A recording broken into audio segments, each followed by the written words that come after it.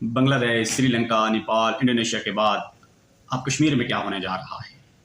میں ہوں وحید اوان، آپ ہمارا یوٹیوب چینل اور فیس بک پیج دیکھیں۔ السلام علیکم۔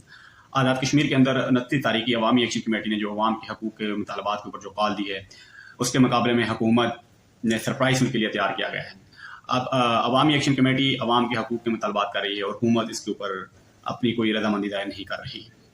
اب پچھلے کئی دنوں سے جو سینئر سیاستدان آزاد کشمیر کے اندر چودھری یاسین ہو گئے، راجہ فاروق احمد صاحب ہو گئے، یا آپ چودھری رشید کو گئے، انہوں نے کہا کہ انہوں نے بڑے بڑے دعوے کیے کہ یہ ایکشن کمیٹی کے اوپر یہ جو 3 روپے فی بجلی یونٹ اور سستا آٹا نہیں ملا، یہ گورنمنٹ آف پاکستان کی طرف سے یہ ان کو ریلیف ملی ہے۔ آج راجہ فاروق احمد خان صاحب کی طرف سے ایک بڑا بیان سامنے آیا، انہوں نے حلفاً کہا کہ یہ جو آٹا سستا ہوا اور بجلی سستی ہوئی، یہ حکومت پاکستان کے مطالبات تھے، ایکشن کمیٹی کا اس میں کوئی رول نہیں۔ اب عوام یہ کہہ رہی ہے کہ اگر یہ ایکشن کمیٹی کا رول نہیں تھا تو یہ مطالبات پہلے کیوں نہیں مانیں گے، یہ چیزیں پہلے کیوں نہیں ایگریمنٹ کیا گیا، ان چیزوں کے اوپر پہلے نظر ثانی کیوں نہیں۔ 76 سال سے آپ اقتدار میں تھے، اگر عوامی ایکشن کمیٹی یا عوام اس کے اوپر سٹینڈ نہ لیتی تو آپ نے کبھی بھی یہ چیزیں کم نہیں کرنی تھی۔ ہمارے جو باقی 38 پوائنٹس کے اوپر جو مطالبات ہیں، آپ ہماری کار کے بغیر ان کو اگر منظور کرتے ہیں تو ہم آپ کو اپریشیٹ کرنے کے لیے تیار ہیں، ہم واقعی مانیں گے۔ اب آپ عوام کے نمائندے ہیں، عوام کی ترجمانی کرنا چاہتے ہیں، آپ غریب کے بارے میں سوچ رہے ہیں، آپ مظلوم کے بارے میں سوچ رہے ہیں، آپ کشمیر کی عوام کے بارے میں سوچ رہے ہیں۔ جب عوامی ایکشن کمیٹی کی طرف سے کوئی رد عمل آتا ہے تو آپ کہتے ہیں یہ راہ کیا جانا ہے، ان کو انڈیا فنڈنگ کرتی ہے اور ان کے اوپر الزام تراشی کا دائر ہے۔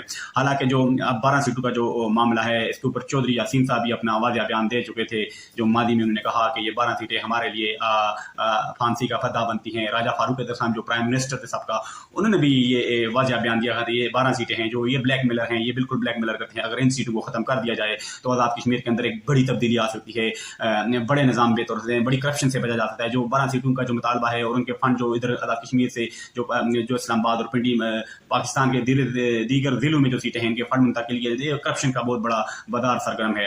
عوامی ایکشن کمیٹی کا سب سے بڑا مطالبہ کیا ہے؟ یہی مطالبہ ہے کہ عوام کو سہولت دی جائے، ریلیف دی جائے، عوام کو تعلیم فری دی جائے، صحت کے نظام کو بہتر کیا جائے، جو سڑکیں کھنڈرات کا منظر پیش کر رہی ہیں ان کو بہتر کیا جائے، دیگر چیزیں ہیں جو عوام کے لیے ہیں۔ یہ کوئی اپنا مطالبہ عوامی ایکشن کمیٹی کا اپنا مطالبہ نہیں ہے، یہ جتنے بھی مطالبات ہیں یہ عوام کے لیے کر رہے ہیں، عوام کی جد و جہد کے لیے کر رہے ہیں۔ اگر ان کو سپورٹ حاصل ہے تو یقیناً میں جانتا ہوں یہ وہ جو ان کی سپورٹ ہے، یہ عوام کی سپورٹ حاصل ہے۔ یہ عوام اس وقت متحد ہو چکی۔ آپ نے سری لنکا کے اندر دیکھا، بنگلہ دیش کے اندر دیکھا، نیپال کے اندر دیکھا، انڈونیشیا کے اندر دیکھا، جب کوئی تاریخیں چلتی ہیں تو نوجوان سرگرم ہوتے ہیں، نوجوان فرنٹ لائن پہ ہوتے ہیں، تو پھر وہ تاریخیں کامیاب بھی ہو جاتی ہیں۔